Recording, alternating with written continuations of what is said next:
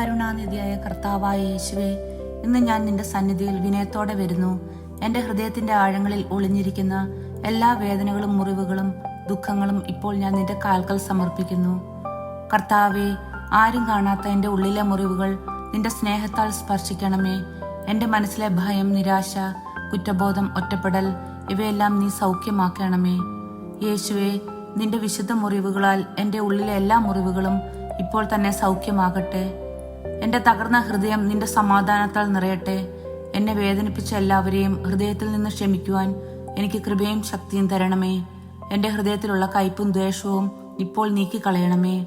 പരിശുദ്ധാത്മാവേ, എന്റെ ഉള്ളിൽ വരികയും നിന്റെ സമാധാനവും സന്തോഷവും എന്റെ ഹൃദയത്തിൽ നിറയ്ക്കുകയും ചെയ്യണമേ. കർത്താവേ, എന്റെ ജീവിതം മുഴുവൻ നിന്റെ കൈകളിൽ ഞാൻ ഏൽപ്പിക്കുന്നു.